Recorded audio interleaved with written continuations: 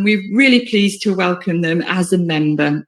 This only happened a few months ago, but we very quickly developed this webinar to help UK firms do business in Jamaica. Please make sure you're on mute for the whole of this webinar and put any questions in the Q&A box, and we will try and make sure that they all get answered at the end of the webinar.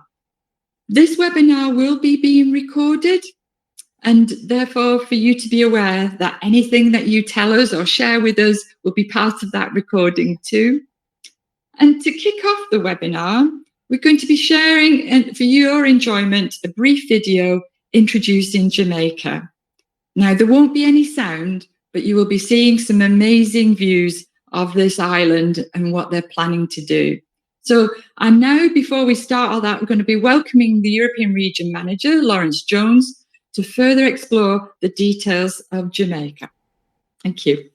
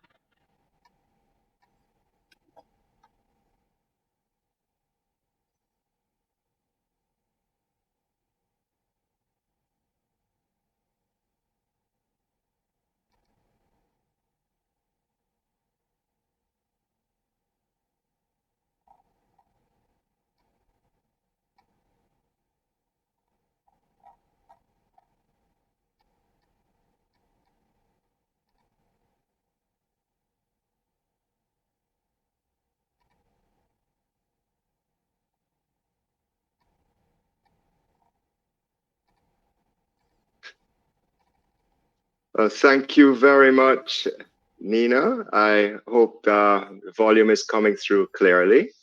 Very it is. Good. I hand over to you, Lawrence. Thank you. Thank you very much, Nina. And a good morning and a good afternoon to one and all.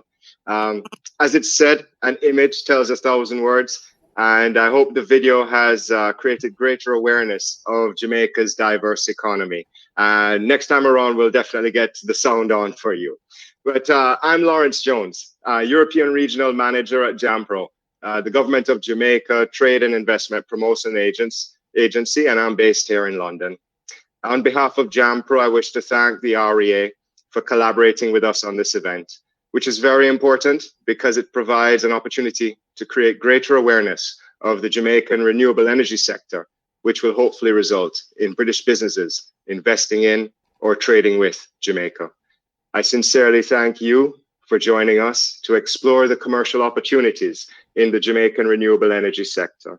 Also, I wish to extend to you a standing invitation to meet with me at your convenience to discuss the ways Jamaica can help you to grow your business or reduce your operating costs. So please do not hesitate to contact me by email or on my mobile phone after the event, because JAMPRO is very keen to support you in any way we can. Next slide, please. So JAMPRO promotes investments in several targeted sectors, as well as guide investors through the business approval process and offers technical support even after your investment is operational. Next slide, please. So a few quick facts. Jamaica is the third largest English-speaking country in the Western Hemisphere, as well as being strategically located in its center. Jamaica is a mature, democratic country with a long history of free and fair elections. We have enjoyed peaceful transitions from one government to the next for over 20 years. The main political parties have agreed to implement the National Development Plan, which has ensured continuity in Jamaica's national renewable energy policy.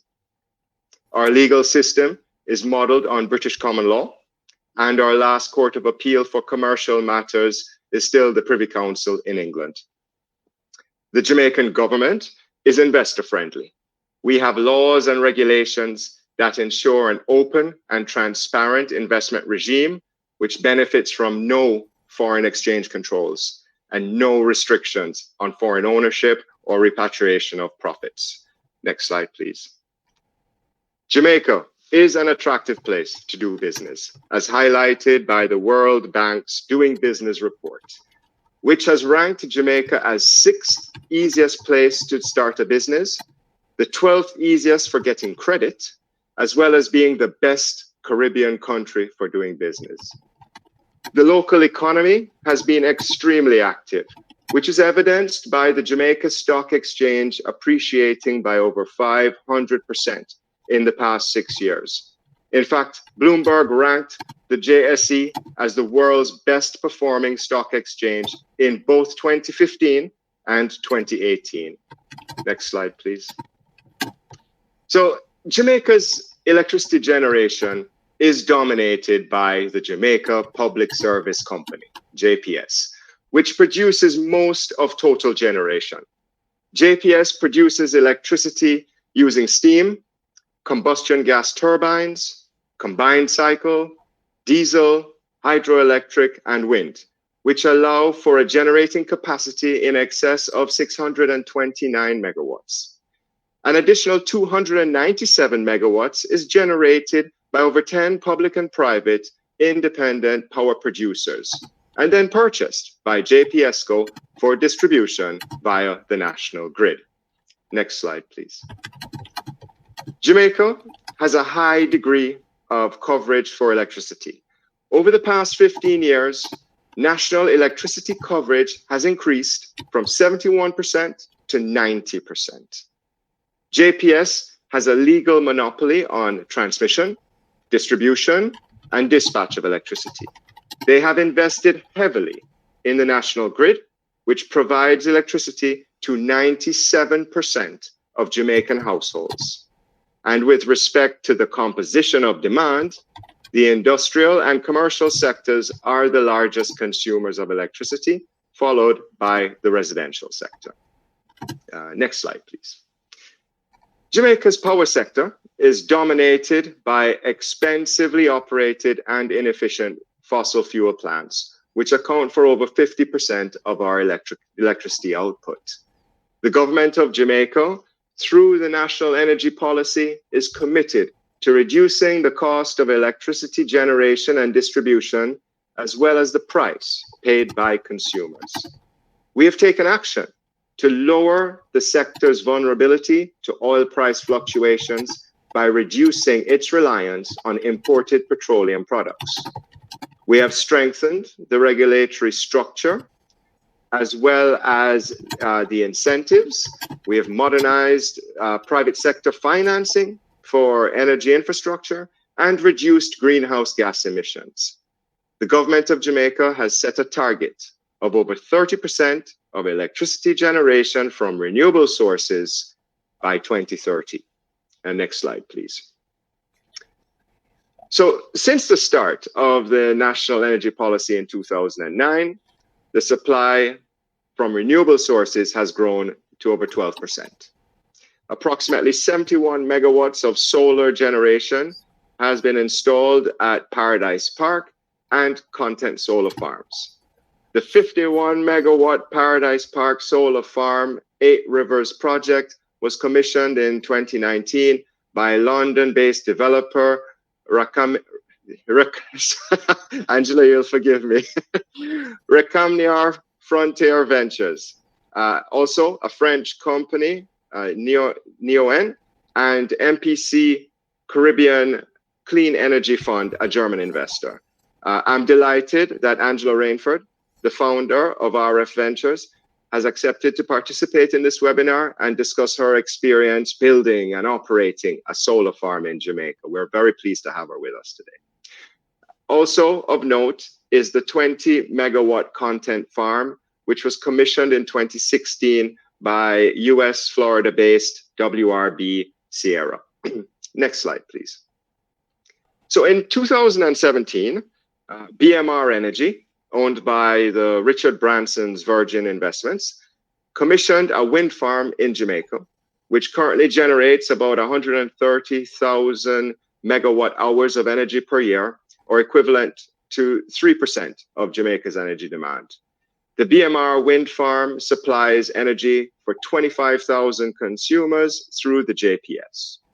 Also of note is a Wigton wind farm. And this is the largest wind farm facility in the English-speaking Caribbean, with a total capacity of roughly 62 megawatts. The wind farm was built in 3 stages. Wigton 1, commissioned in 2004, generates 20 megs.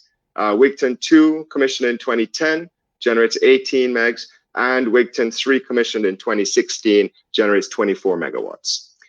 Wigton Wind Farm was developed by the government of Jamaica, which successfully divested the asset via an initial public offering on the Jamaican Stock Exchange. This was extremely successful. In fact, the IPO was oversubscribed. Next slide, please. On the hydro front, JPS is the dominant player here again. The JPS currently operates 8 hydroelectric plants, which contribute approximately 23 megawatts to the grid. Next slide, please. So the National Renewable Energy Policy is being implemented pursuant to an integrated resource plan. The RIP describes the preferred mix that meets the reliability of service, reduces cost of operations, fuel source diversity, electricity grid flexibility, and lowering of the environmental carbon footprint.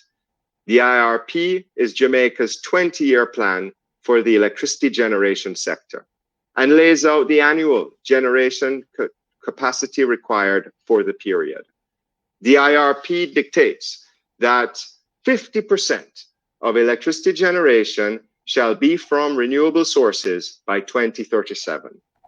The overall target to be achieved by 2037 is 1,260 megawatts of wind and solar, 330 megawatts of LNG, and 74 megawatts of hydro, biomass, and/or waste to energy.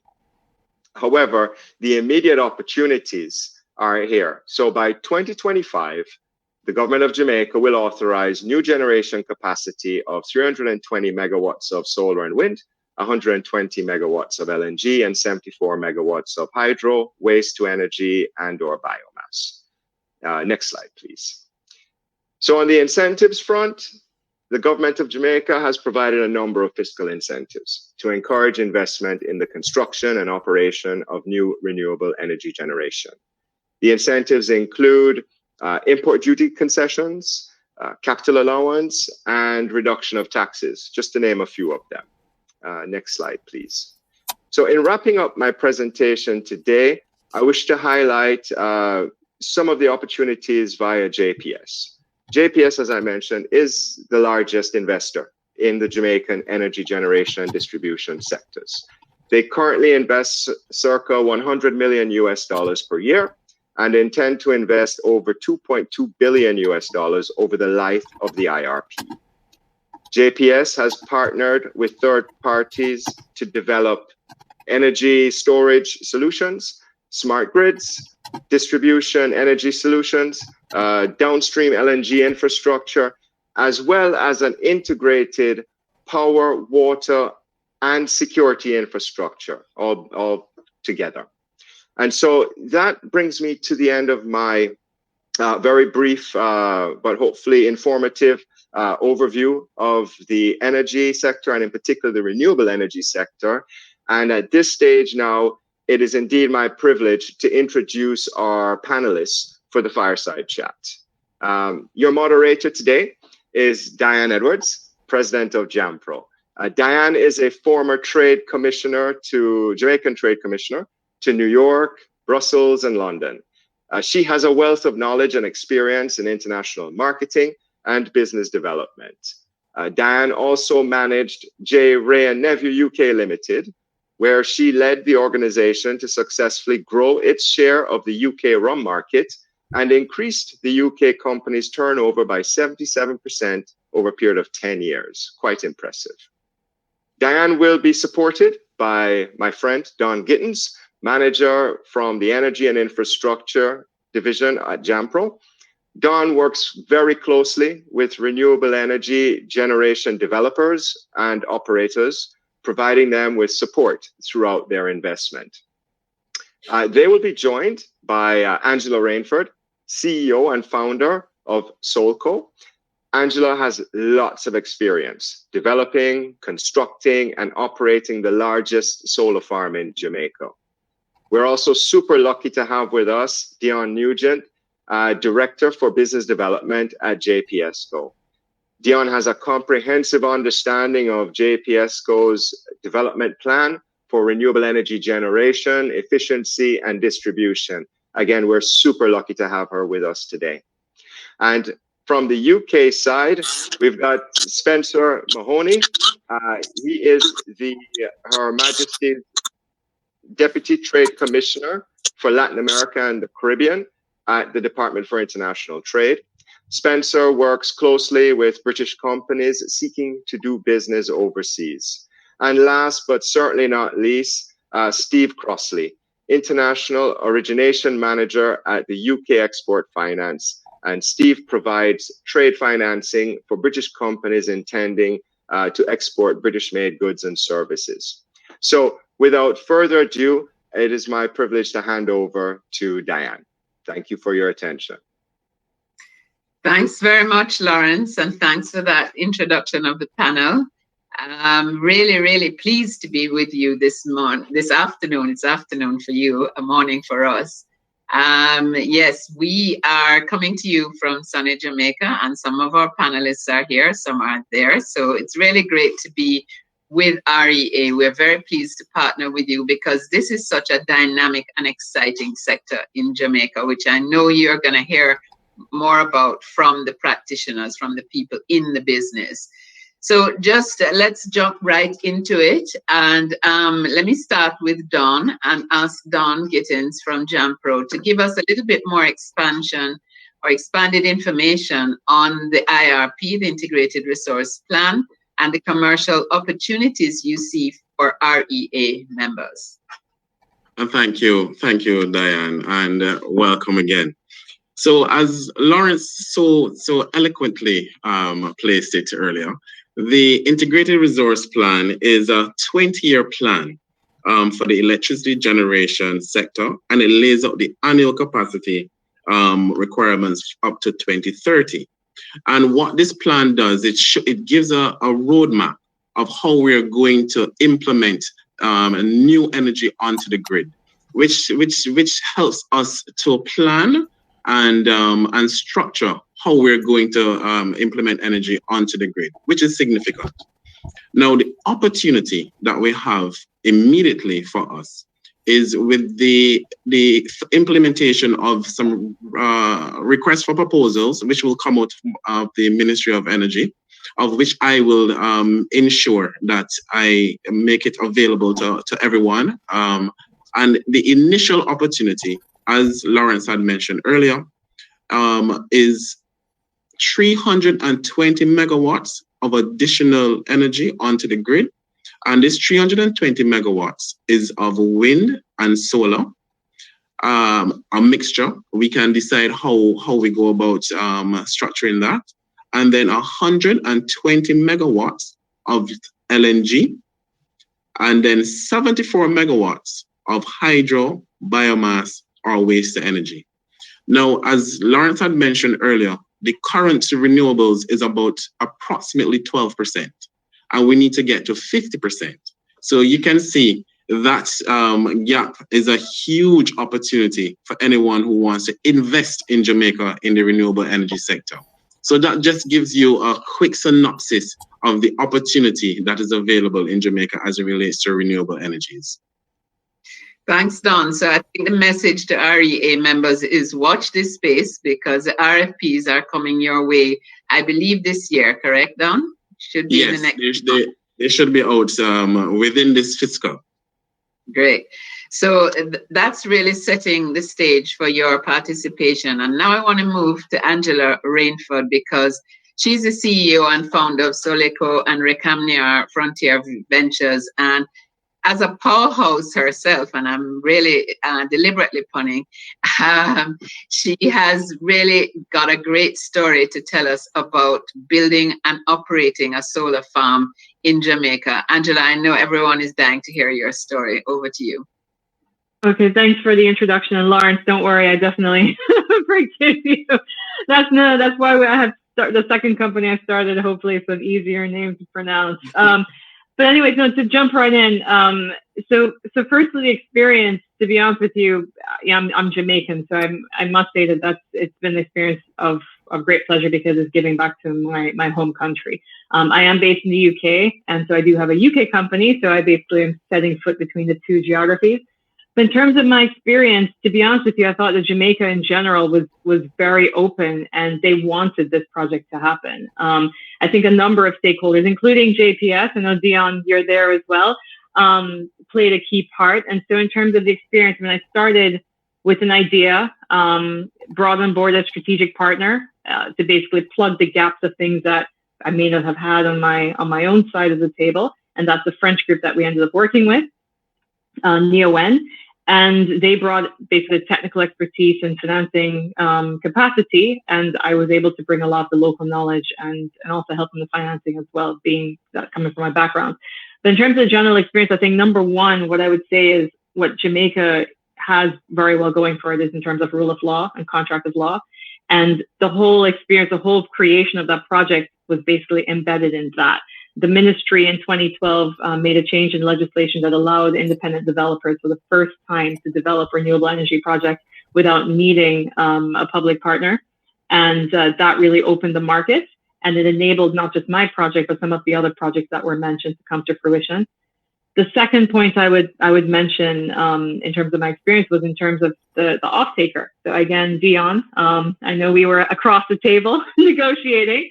But at the end of the day, by having a strong utility and a bankable utility, that also facilitated any of these projects being created. So, if we don't have that, I've looked at the Caribbean market. Prior to being a developer, I worked in an African private equity fund. And so I looked at a number of countries in sub-Saharan Africa. And unfortunately, they don't have that situation. I mean, a number of the utilities, and even in our own geography, are either, they're bankrupt. Let's call it spade a spade. They're not bankable entities. And JPS is definitely not that. So that was also a very big positive. Thirdly, I think some of the key points that Lawrence mentioned in terms of what the government has put in place in terms of tax incentives and incentives to encourage renewable energy investment. That's the case not only for large utility scale projects, but also all the way down to residential and clearly the commercial sector, which is one of the largest points. So things such as bringing in modules in our case, because we're solar developers at no additional tax, inverters, the large components of the plant. Those are key incentives that the government has put in place to encourage these types of investments. And I think that shouldn't be, forgotten. And then lastly, I think there's strong community support, which I think should not also be forgotten in Jamaica. I mean, our plant is in a rural part of the country. But we definitely had strong support from the local government who wanted the project, wanted the investment, and also to see the employment created and some degree of technical capacity sharing.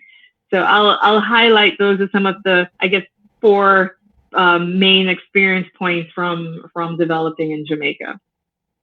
And do you have any specific recommendations or advice for the REA members who are listening today? Besides competing with me, I mean, to be fair, look, there's room for growth. I mean, the IRP, Jamaica has a roadmap of growth, right? So there's room for JPS to add additional capacity. There's room for other independent players in the market. And I believe that diversity is good for the country.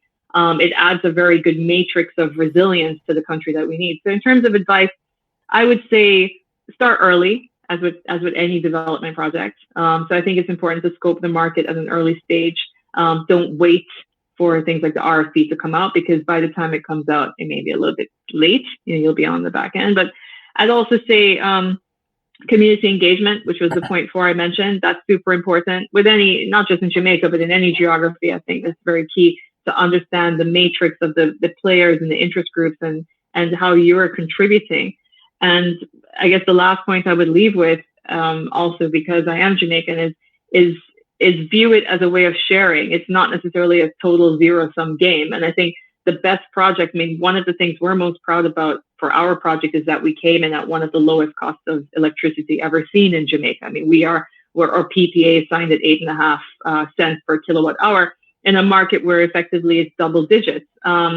And for commercial market, you can see anywhere between 20, 30 cents plus, depending on where oil prices are, because a lot of that is the fuel rate is passed through to the consumers. So I would definitely say be fair.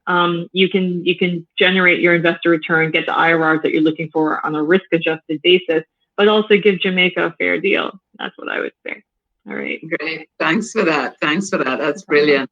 Dion, let me turn to you now. So as JPS, it's actually a really successful public-private partnership, because 80% of your ownership is foreign, Japanese and Korean, which is absolutely brilliant, and then 20% by the government of Jamaica. As the main distributor transmitter, what's your role in the national energy policy and the IRP, and what are your plans to invest in renewable energy generation? Good morning, everyone, and thanks to the REA and the JAMPRO team for inviting the utility to sit at the table. We're always excited to have this conversation, and it is important for us to communicate as I hate the word monopoly, but we are the fully integrated utility on the island, that we have been very friendly to renewables, and our posture is that we are ready to have the conversations to encourage the development of renewables on the island. And to your point, Diane, your question specifically, how have we been participating in the market and the conversations? The National Energy Plan, National Energy Policy is one that we have seen our role to implement, effect, and operationalize in Jamaica. So, it speaks about ensuring that the grid infrastructure is improved. We have the diversification occurring. JPS has been actively supporting that agenda of the government. And we are also very active in the integrated resource plan development as well. We have been at the table with the regulator, with the ministry. We have been putting in our considerations on the grid. Can it work? Can it not work? And actually participating at the simulations and network assessments to make sure that the recommendations make sense, and that when developers come into the space and investors come into the space, we actually have offerings that will be viable and that certainly would provide the kind of returns that we hope that can be realized from the resources that we have on the island. So, I can just tell you in quick words, my own experience. I was here with the first plant with Wheaton. It was with the 20 megawatts. It was quite an exciting journey there. The first one, actually, absolutely incredible to see that wind farm being realized on the ground. But we have really developed quite a bit over the period of time. And, my own experience with Angela, there was a fight over the PPA, but it was a good fight because we're all working together to get to that final conclusion. And we were able to go through that process with the regulator, who is responsible for setting the prices and making sure that the PPA satisfies all the regulatory conditions and also gives the best benefit to our customers. And we were able to successfully get through several PPAs, bankable PPAs, and operationally, I don't think, and Angela can attest, in terms of any issues in the operational space with those PPAs, generally about 20 years. So we really believe that as a utility, we're ready to sit down with investors, and we actively do that pre-RFP, during RFP, and when the deals are won, we're absolutely available to support that. So I'll leave it there for now, Diane, and hand it back to you if there are any other questions.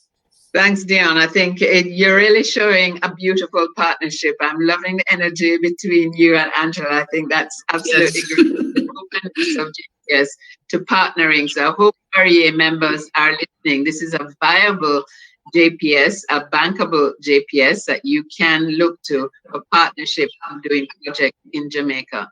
So is Her Majesty's government going to support British business to trade to Jamaica? Spencer Mahoney, I think that's your question, as you are Majesty's Deputy Trade Commissioner for Latin America and the Caribbean at the Department of International Trade. So I'm sure you're going to give a resounding yes to that question. Of course. Thank you, Dana, for the chance to speak. And sorry you can't see me. We have a camera issue here. But just before I answer that, I mean, two other points I'd like to make really is I think, why is it really great to see this collaboration between yourselves and the UK? I mean, we've been involved in the clean energy transition for over 20 years now. We've built up this incredible industry. We've got really ambitious targets like you. And I'm really excited about the chance for UK companies to be involved and partner. Partnership, I think, is key. And I hope you'll find that our companies will approach just as one of equals and partnerships. And I guess you'll be thinking about price, but I think the price of UK products is actually pretty competitive. And the sustainability of them, the quality, means that the projects will last. And you won't be seeking to replace the kit in X number of years' time. So I just kind of wanted to say that for the UK companies involved, I mean, you've heard the numbers, the need is there, the money is there, the incentives are there. And we have a team on the ground that can help you explore this. So I hope you will join us in a journey to exploring these opportunities. We're fully behind this as a priority for the UK government. And so what are the sort of things we'd like to do for those UK companies is, number one, let's just have a bit of a chat about Jamaica. We've got a team on the ground, and we can talk to you about the culture of doing business. We can introduce you to partners and help you feel out the market.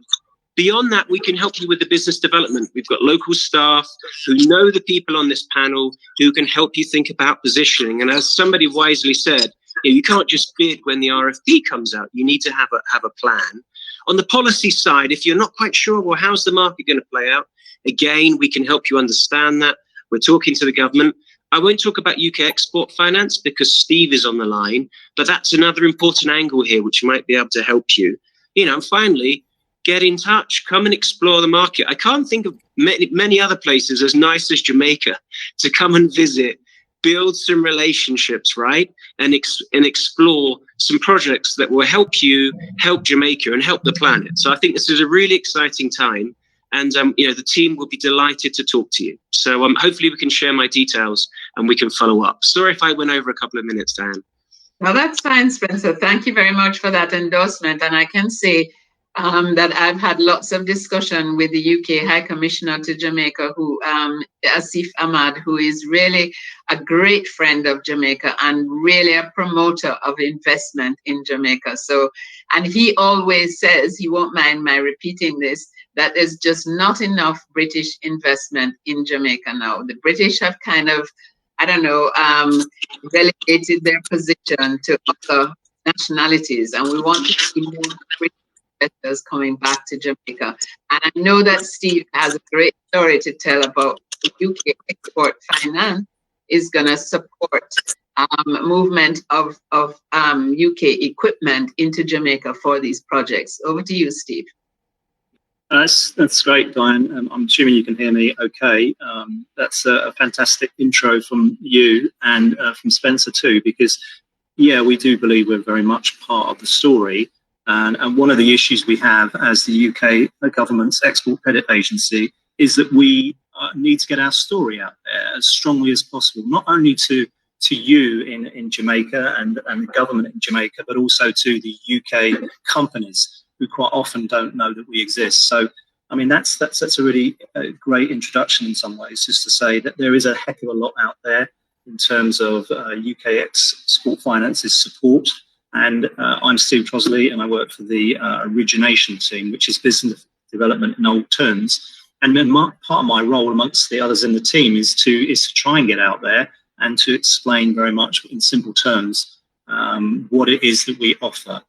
And I think I can, without going on too long about it, it's quite complicated, but it also is quite simple. We don't provide subsidies, it's support. We will only really get involved if there is a need to. In other words, if the banks are not keen, and we won't let any viable UK contract disappear for lack of finance. Those are the key sort of missions that we have. But I think the simplest way of explaining what it is that UK Export Finance can do for the UK end and for the overseas buyer end, i.e. Jamaican government, is that it's exactly that. Our offer is split into two, and that's the simple fact.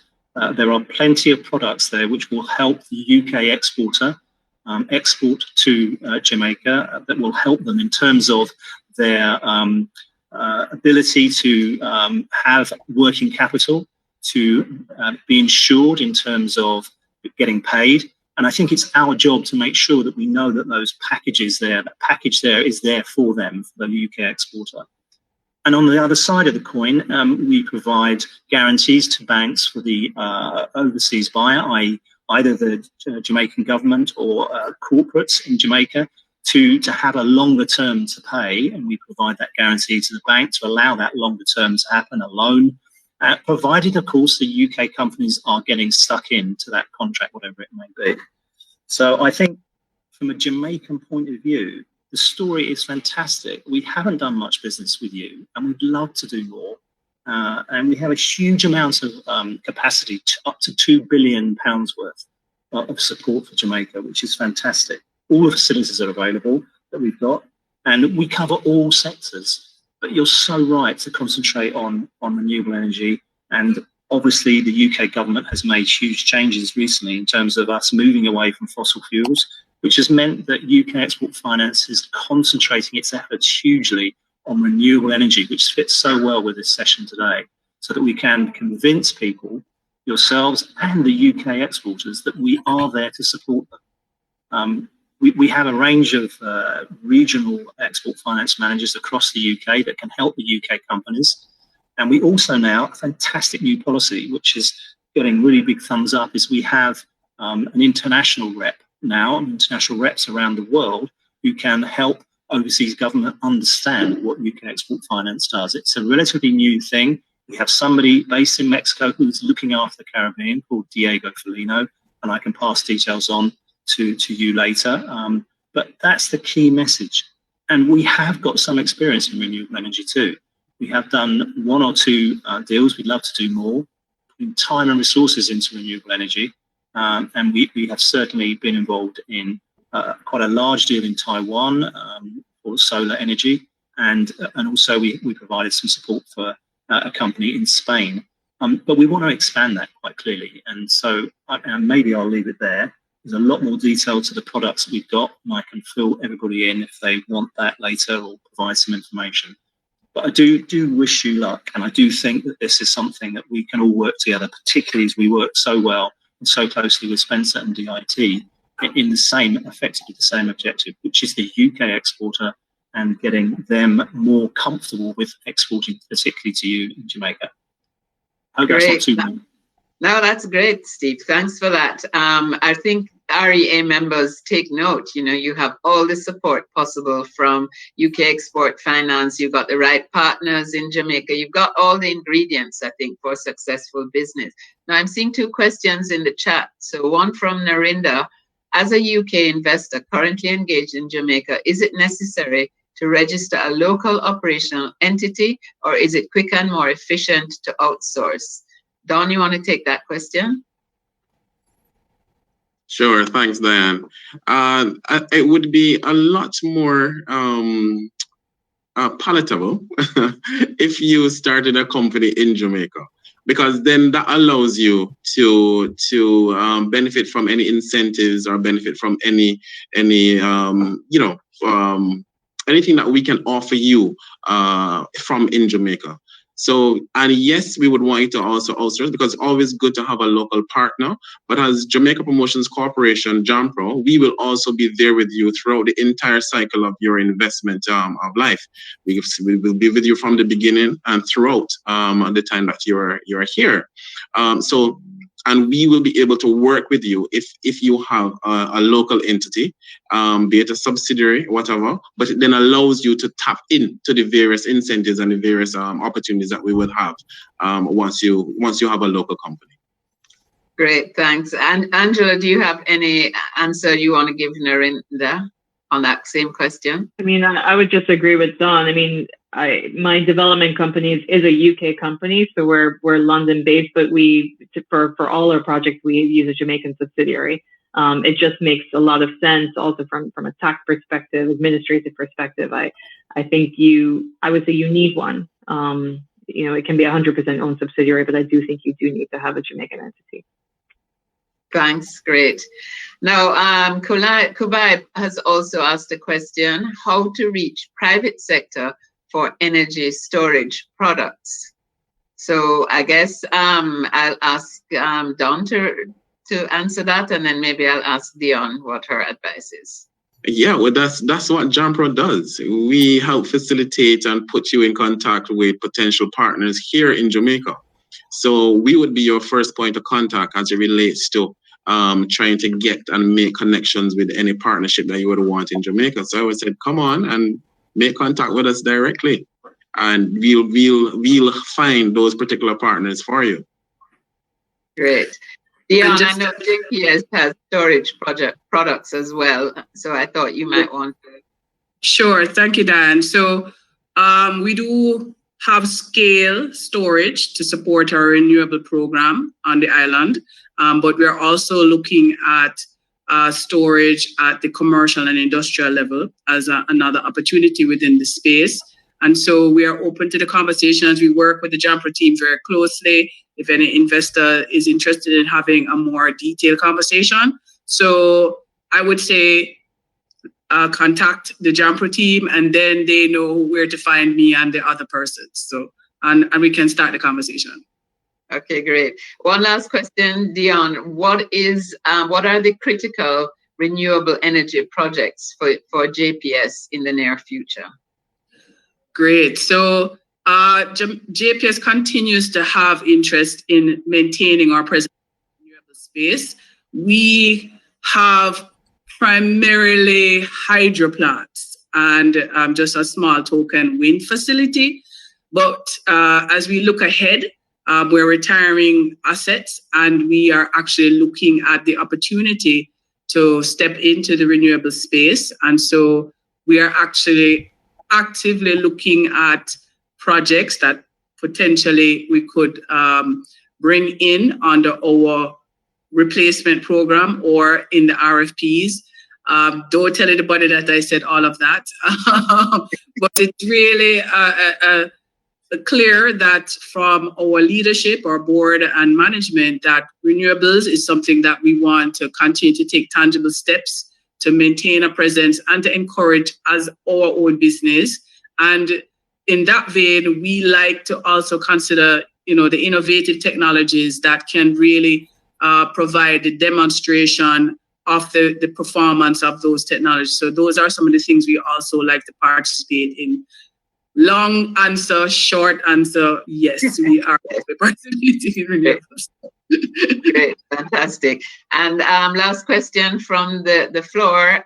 Duncan is asking, Duncan was asking whether we have a trade agreement, a standalone trade agreement with the UK.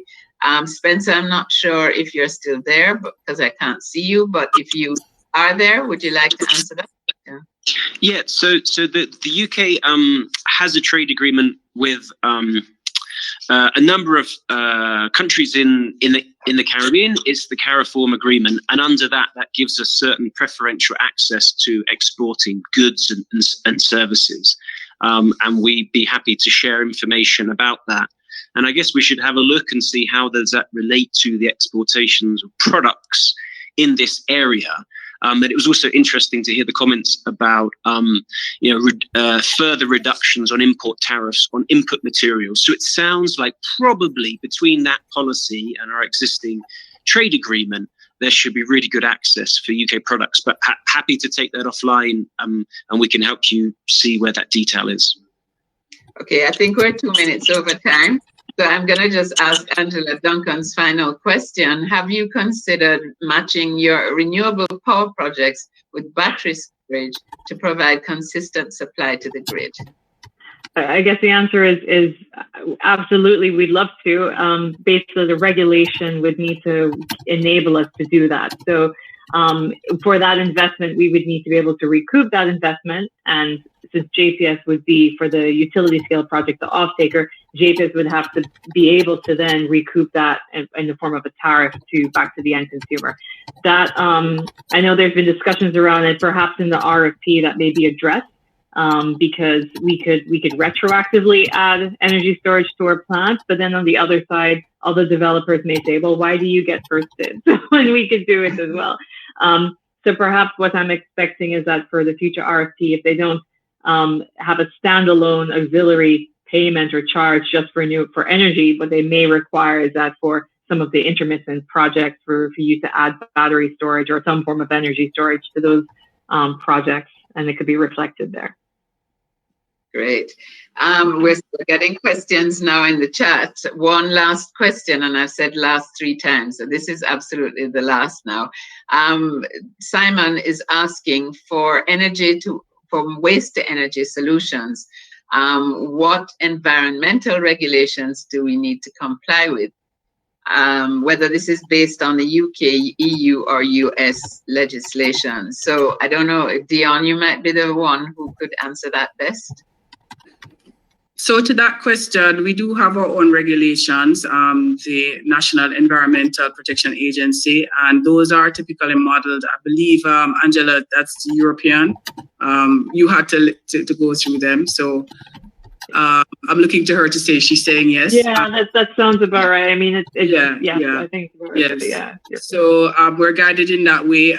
Just to say, waste to energy is something that really has been a point of interest for the government, but the ecosystem to support waste to energy still is fairly early.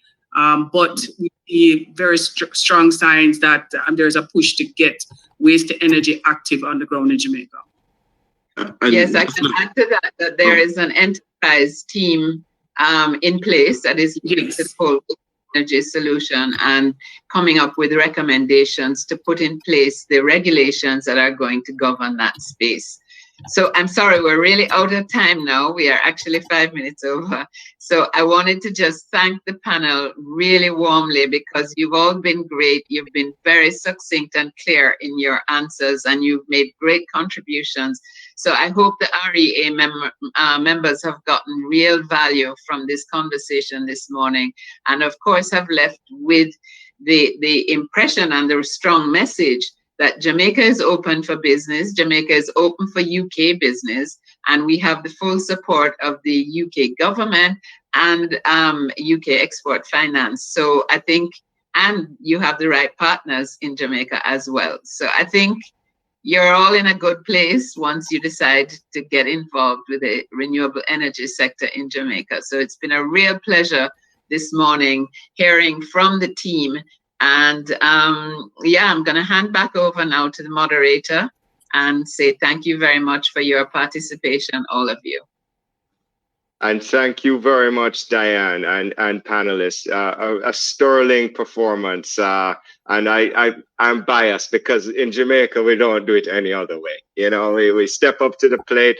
We're small, but we definitely punch it in a higher class category, if you wish, if I might say so. And look, there were a couple other questions which came through about geothermal opportunities and electronic taxes. I want to again reiterate that JAMPRO has an office here at the Jamaican High Commission in London, from where Camille McFarlane, Enid Williams, and I work.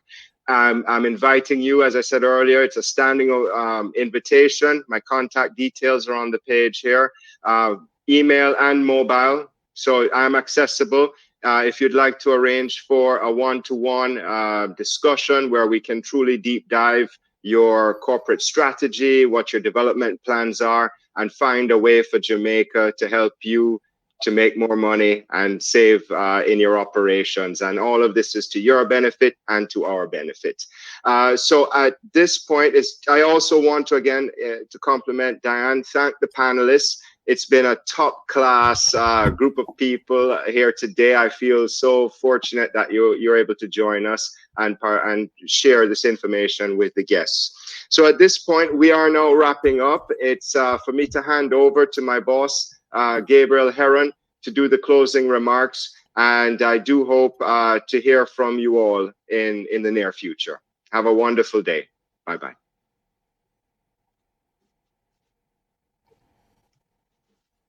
Oh, Gabriel, we'll need your mic. Thank you very much, Lawrence. I do concur. I thought that this webinar was absolutely amazing, very informative. I thought the energy was great. Afternoon to all the REA members and individuals in the UK who are part of the webinar here today. I want to say an extensive thank you to the REA team, Nina and George, who did a really good job in supporting us. And Lawrence, amazing work, amazing job to really propel and showcase Jamaica's opportunity, the opportunities in Jamaica as it relates to the renewable energy sector, and the presentation on the background and the opportunities in Jamaica, highlighting the current incentives and, of course, the regulatory platform. The fireside chat I thought was particularly informative, and as you mentioned, a stellar panelist, excellently moderated by our president, Diane Edwards. I mean, it really was one of the best panelists I've actually seen over the last 6 months, where we have a number of webinars on this particular topic. I just, before I close and leave, I just want to mention a few points, really bringing it back home that, you know, Jamaica's aim is to get to 50% renewable energies in the short term. You know, we have a very engaging platform locally, a welcoming government. The IRP has been issued.